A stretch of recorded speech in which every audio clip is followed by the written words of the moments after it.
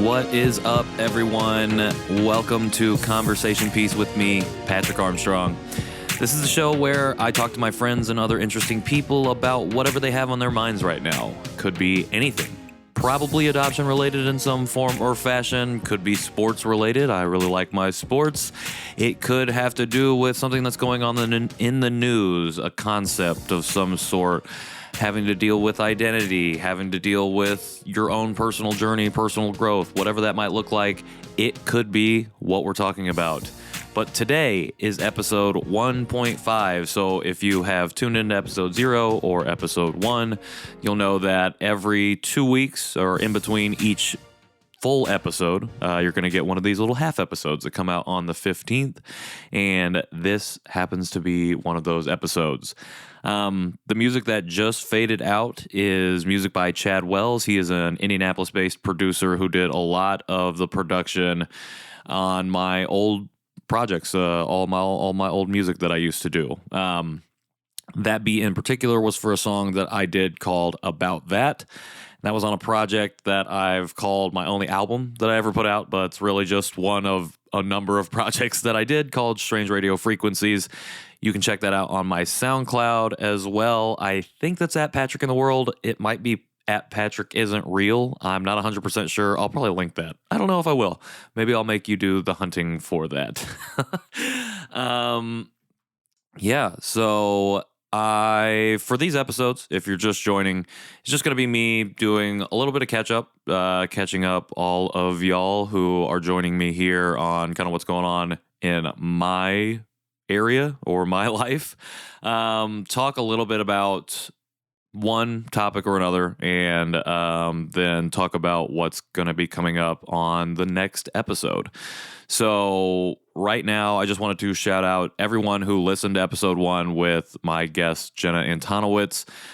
Really, really fantastic conversation. We did have some technical difficulties on the audio that I am not as great of an engineer editor as I wish that I was, so I wasn't able to properly do that justice, but it was a fantastic conversation nonetheless. And it's been really great. I really appreciate all the feedback that I've gotten so far and everybody who took a listen to it. And I hope that we can continue to have these really deep, really in-depth conversations as we go forward here on the show. Another thing that has happened recently is I play basketball with a group of Asian guys every Tuesday and Saturday. And for the month of September, we were playing in a tournament. So those 4 teams, and we played on each Saturday, and we had the championship game the first Saturday, I guess, of October, and we won. My team took home the championship. It was great. I like to win. I definitely don't like to lose in those situations. I really love basketball too, and honestly, at the end of the day, it's been, I feel like, a full circle moment for me to play not only competitive basketball, but to be playing in a league that was where everyone except for one person literally looked like me or had a similar background. So, I think that was, I don't know, that's been a big part of my journey, is being part of this group and feeling and receiving acceptance from them. Never having to go into my story a whole bunch, which is kind of nice, to be honest. It's nice to just show up at the gym and be able to play. That's all I've really ever wanted to do is just show up at gyms and play basketball. And these guys have really been amazing in not only accepting me for just who I am, but just to just showing me support as I go through this journey as well. So those guys are incredible. I don't know if any of them listen, but if they do, shouting you out right now. Thank you so much just for being cool. And then as you're listening to this, I'll have been in Korea for 3 days now. I think we should be arriving. We're arriving like 3:30 on the 12th, 3:30 p.m. on the 12th, I believe. And today is the 15th. So I've been here for 3 days. Don't ask me how it's going. I don't know yet. And I can't really share that. But one of the last things I wanted to catch up on is that my wife and I, as we return from Korea, I believe we should be closing on our first home together. So really excited about that. It's the next step, it's the next step in our collective journey together as we move forward towards starting a family and having those conversations and just really moving forward in our lives. And so that's a really exciting thing. Also, that's happening right after I get back from Dallas for the Janchi Show live event, our second year doing that, and I'll talk more about that a little bit later.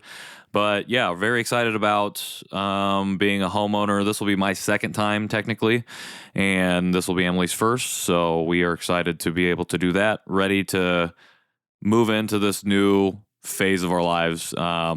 It's exciting. So very excited for that. But enough about, it's going to be more about me, but enough about catching up. And honestly, I can't say thank you enough again, or I can't say enough thank yous to all of the people who have been supporting me as I've gone on this particular journey with this show and what everything else that comes with that, especially all the stuff that I've been writing about on LinkedIn recently and sharing on my social medias. Just really, really, really appreciate all of your support. It makes it so much easier and so much more worth it to come back to the mic each time and have another conversation, because I feel like, we are building a community that supports and uplifts each other. And while I might be the one talking on this microphone right now, it's really all of you who make it possible for me, because I'm a person that needs that kind of support. Not that everybody doesn't need that type of support, but I just really, really am grateful for the love and kindness and everything that y'all have shown me. So thank you for that. And with that being said, the episode that came out on the first with Jenna was great because we talked about what it means to go back to Korea, and we dove into her journey, her return being framed through the lens of reunion and reuniting with her first family. And I thought it was really, really awesome and powerful to hear her share and to hear about the experience that she was able to have, not only going back to Korea, but actually being able to have that connection. As I shared in that episode, my journey is not framed through that. I'm going back through the Overseas Korea Foundation, government program that provides the airfare and the lodging for, Koreans who live overseas outside of Korea itself, and then also for Korean adoptees specifically. And so that's the trip that I'm going on. I'm very, very privileged and lucky to be able to bring Emily along with me and have her join me on this trip, because I'm recording this prior to going, and we're leaving in 3 days. I'm not cutting that out. You know now that I had to count out how many days it was until we leave. And if you follow me on social media, especially on LinkedIn, you'll know that I've been really struggling this past week. So this first week of October, because I think that I put off processing and dealing with kind of a lot of the emotional stuff that was coming with returning, specifically as an adoptee, but just in the context of my own story. Because as soon as we found out that we got accepted to go on the trip, and shout out to James An, our Hyung, and Jerry's friend who works for who was the president of the Korean American Federation of Los Angeles, and who encouraged us to apply for this trip. As soon as I got accepted for the trip, I think that was it. And I stopped thinking about it because we were going through this home buying process. I was getting ready to launch all of this stuff, and I was really getting enmeshed in my actual career work. And I think at that specific time, I was struggling at that. And I think that was one of the reasons I was like, okay, I got this. I need to put it on the back burner for a minute because I got to focus on this other thing. The thing that's paying me money to be able to buy a home and to just pay the bills that we have currently. And so I think that just having pushed that down and not thought about it for a month and a half was the wrong move, because it all came kind of flooding back on me. I think it started over the weekend, but really on Monday, I woke up and it just felt overwhelmed. A sense of anxiety, a kind of sense of dread, of not that, of a lot of different things. A lot of a time base, to be honest. Now that I'm thinking about it, it was really one. I think I woke up and I was like, okay, it's so close to me going back now, to us going to Korea. And I was like, where did that time go for me to prepare? I've run out of time now. And so it was like, it felt like that. And it also felt like I started to think about how long we're actually going to be in Korea. And it's really only like 5 days. And while that is a lot of time, it's also not a lot of time.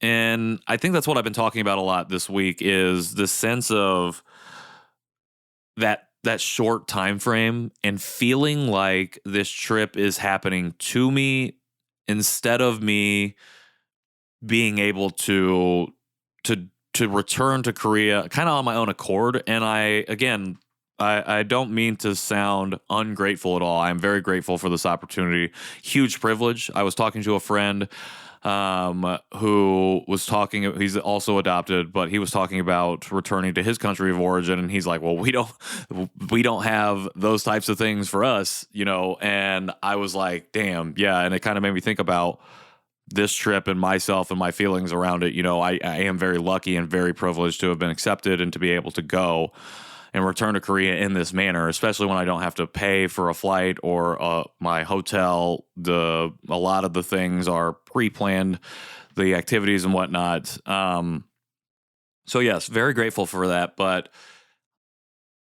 it still feels like something that I'm just kind of along for the ride for. And maybe that's a good thing. Maybe I need to just let go. My sister texted me the other day and talked about kind of trying to go with as little expectation as possible. Like, obviously, we as adoptees are going to carry that extra baggage with us. But, like, if it's possible for me to just kind of shed a little bit of that as much as I can and be able to enjoy this trip as much as possible. Because, it's not every day that I'm going to be able to just drop everything and go back to Korea for a week or longer. I think that I'm in a really unique position to be able to do that. And obviously, if the government's going to pay for it, might as well take them up on that offer. But I feel like, and what I wrote on Friday is that, I've also felt this lack that comes with being adopted, especially, or not especially, but for me being an inter-country adoptee who has lost or lacks like the language, the real cultural nuance of Korea and Korean society. And, I think I've been feeling those things very acutely lately, especially as it gets closer and closer, because I've been doing the John Chi show for 2 years now. And it's like, we do all of these things, and we went through the Korean culture dictionary and like to learn more and connect more with our culture and our heritage. And part of me feels like I've kind of dropped the ball on it maybe, but I don't know if it's that I've dropped the ball so much is that, I don't know. I found myself I found the acceptance of myself as the type of Korean and Asian American person that I am. I'm an adoptee who grew up in a different circumstance than other Asian Americans. And I understand that the Asian America that I occupy and how it looks to me is much different from other people.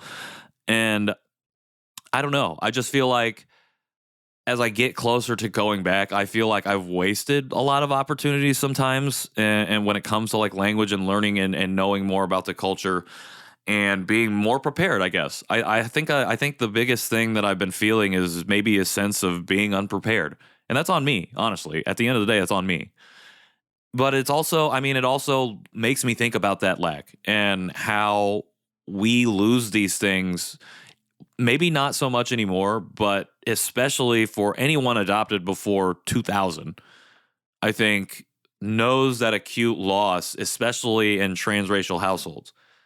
Like same race adoptions, you're able to keep a little bit of that aspect, you still are losing your first family, potentially losing, even from a domestic situation, like the land that I described for me, which would be Korea, could just be even state by state.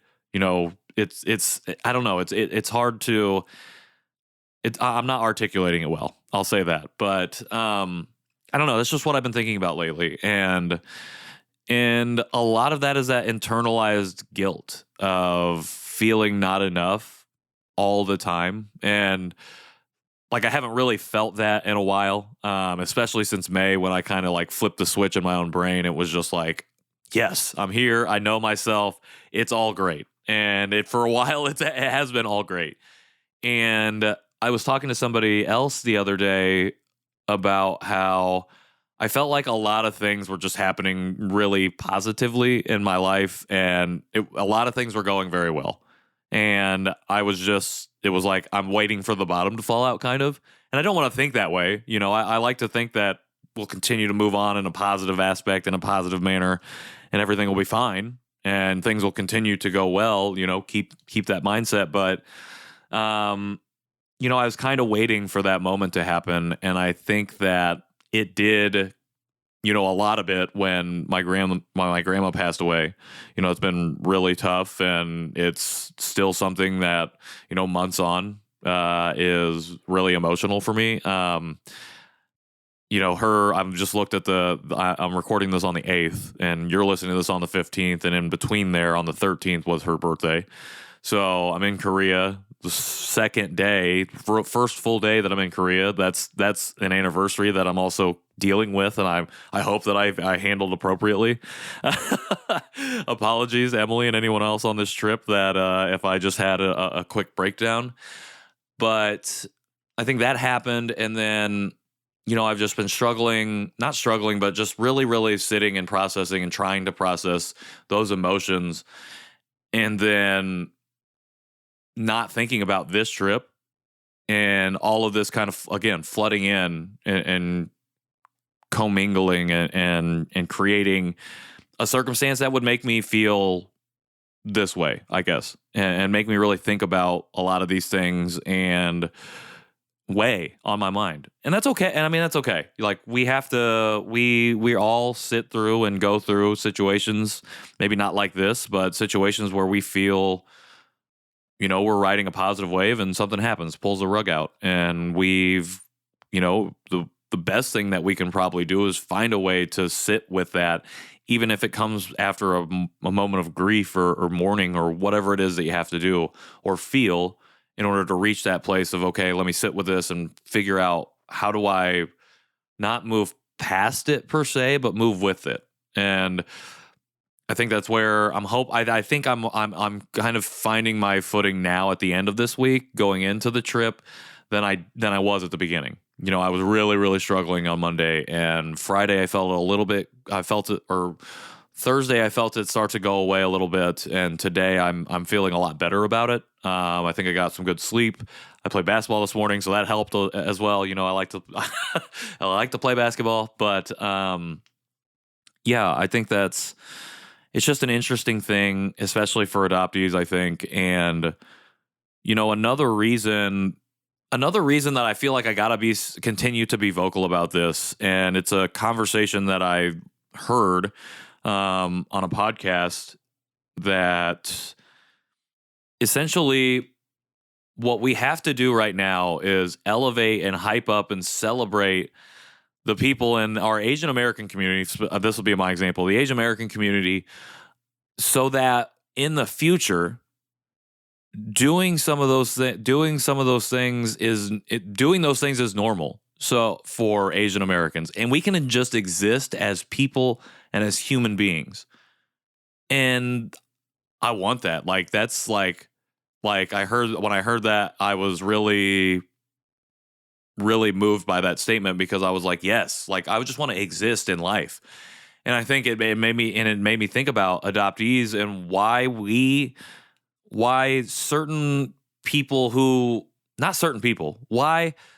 people who have the ability to step into a platform or are given the opportunity need to kind of take that space up, because we have to normalize the things that we all go through, but are only heard from by a select few people.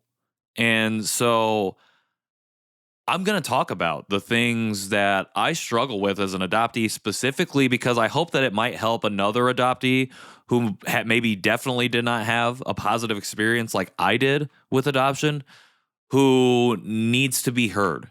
And I think that's the big problem with adoptees finding that ability to just exist. And it's not because we want to forget that we were adopted, but it's because we need people to understand that this shit is not just this shit is not just love. Like, it's not just you adopt somebody and it's all good now. Like, that kid is fine. Like, there are things that come with this that people need to understand. And people also need to understand that not all adoptions end up with a positive experience. And those aren't just one-offs. Like, those things happen and are frequent. They happen frequently and are common. Positive experiences are not common. Or wholly positive experiences are not the common denominator. It's really the gray area between that wholly negative and wholly positive. And, I think probably all of us fall into that gray space. But unless it's somebody who either has gained renown or celebrity, who's willing to start talking about those things, or the way it's been framed now, somebody who has a positive experience and who is sharing, like, those are the only people who will get heard in the conversation. And that's not right. But it's also not right that we should ask the people who have had these negative experiences, who really need to be heard, to share and relive their trauma over and over again. And yeah, we can't because that's not fair to them at all. Like, to put that on them, to put the changing and the shift of the narrative on them. It's not fair, and it's not right. And so that's one of the reasons I've been vocal this week about my thoughts around this return. And I think that I don't know. I haven't heard anyone really specifically say anything about what I've said this week, but I think that's why I've been vocal, is because, if I had the opportunity to share a little bit more and to share a little bit about that, that not so great side of adoption and those things that we deal with and struggle with as adult adoptees, I'm hoping that, it'll lend support or platform or strength or whatever it is that is needed to the adoptee who's regularly goes unseen and unheard, because their voice deserves that platform the same as mine. They deserve to be heard, and they should be heard. And if I can help make that happen in any way, I'm going to do that. And if right now it's by just blasting on LinkedIn about how I'm really feeling when it comes to this trip, then that's what I'll do. So, okay, so that's my soapbox. I've been getting this question a lot, and I haven't really, it's been tough to answer, but people have been asking me what I'm most excited for. And I'll say the thing that I think I'm most excited for is a lot of the planned activities are morning heavy. So I think most days after 12 p.m., you're pretty much free to do whatever you want to do. And so the thing I'm looking forward to the most, and something that I talked to with, or we talked about on our episode of the John Chi Show with Hayshill, is just walking the streets of Korea. Maybe it's with Emily, maybe it's by myself, and just being there and just existing as a Korean person in a space where nearly every single other person looks like me. And that's it. To be in a space like that, I don't know what that's like. I know what it's like in New York and in LA, to be in the K-towns and in the different places where maybe there's a heavy population of East Asian folk. But I've not been to Korea or any East Asian country to experience that. And so I think that's the thing I'm most excited for. Like, if I don't have as much time as I would like, then I want to be intentional with the time that I have. And so if that's something that I want to do, I'm sure I'm going to have the opportunity, but I'm laying it out now. Hopefully that I've done it as you're listening to this on the 15th. So that's something you can ask me about later. And I'm sure I will talk about on the episode that comes out in November. So I'm sure that we'll dig into that as well, because, that's a big identity thing. So anyways, that's Korea. That's what's going on in my mind about Korea, about this trip. I am very excited. Despite everything that I said before, I am very excited to do this. I am very excited and privileged to be able to be accompanied by my wife for this. Excited and privileged to know that there are a ton of people that are going to be there as well, outside of the trip and in the trip, that I know. Yeah, there are too many people. It's too many people. I'm not going to shout them all out here, but just know that I'm very excited, and you'll probably be hearing stuff about that as well once we get back from the trip and I have an opportunity to edit some of that stuff. So that's Korea. And as I said before, once I get back from Korea, I actually go to work for 2 days, and then I fly to Dallas because we are doing our second annual Janchi live event. Very, very excited for that. It's going to be technically in Carrollton, not Dallas, but we are going to be doing our second live show. Unfortunately, I don't believe Jerry can be there with us this time, but we're still going to have a good time. It's going to be similar to what it was in LA, if you were there for that, if you've been listening and were there for that. But it's going to be a little bit different. We're going to have a guest on. Actually, let me back up. It's going to be a full day event. In the morning, we're going to do a live podcast recording with a special guest. Very excited about the guests that we're going to have on. They are local to the Dallas area, Korean adoptee, somebody I admire and have followed for a while in this space and have not had the opportunity yet, or maybe the courage to sit down with this person and have a conversation one-on-one. But I'm very, very excited to be able to do that. Sorry, my phone just fell out of my pocket. So that's going to be happening in the morning, and then we're going to be doing a gimbap making session. I don't know if this has actually been talked about on our show yet, but I'm going to drop it exclusive here if it hasn't. A gimbap making session right after that, and that'll lead us into a lunch period, and then kind of like some time to do what you want to do, mingle with whoever else is there, and then we're going to come back for the second half of the live podcast recording, which will be just KJ, Nathan, and I talking about stuff. You know how the show goes. If you're a fan of the John Chi Show. If not, please listen. So excited about that. Then after that second part of the live show, we'll go to dinner, Korean barbecue, and then we will do noraebang as well. This is built into what we're going to do as part of the whole event. Last time it was kind of an optional thing. This time it is obviously still optional, but built into what we want to do just to make the whole experience feel...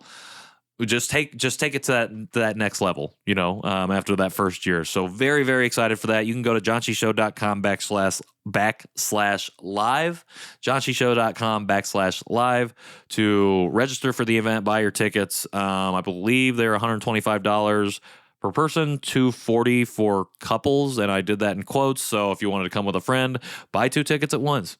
Probably the more economical way to travel. And I realize that this is only a week away from when this episode is coming out. So airplane prices are probably very high. So if you do come, that's great. If not, no worries at all. Just very excited to be able to do this again. And that brings me to what's going on next on Conversation Piece. So in November, if you are unaware, it is National Adoption Awareness Month for the month of November. And when I first started to be involved in the adoptee community, I was like, Adoption Awareness Month, more like National Adoptee Awareness Month. So that is how I'm going to be talking about it, or NAM for short, but National Adoptee Awareness Month in November.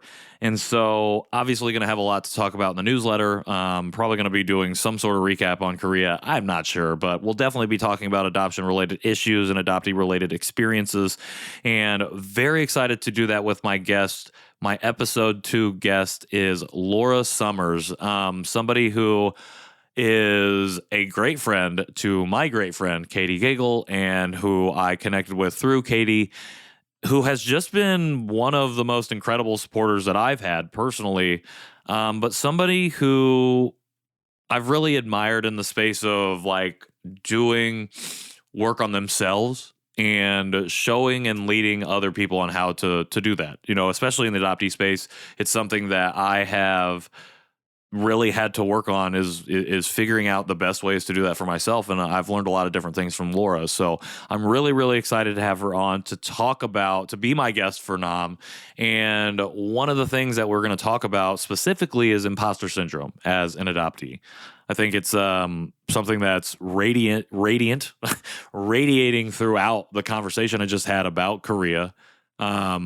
Specifically all my feelings surrounding it. And, I think we're going to have a lot to talk about. So very, very excited to chat with Laura and excited for y'all to hear that, especially any folks who are joining here who are outside of the adoptee community. I think there's going to be a lot of incredible information shared, a lot of different perspectives shared here in this conversation that will be important to the ongoing shift in narrative that we're trying to have and trying to create. So very, very excited for that as well. And that's what's coming up next in November. I actually have some speaking engagements I think that I'll be partaking in November, especially on the front end. We should be moving into that house that I talked about closing on in November, officially moving in. So excited about that.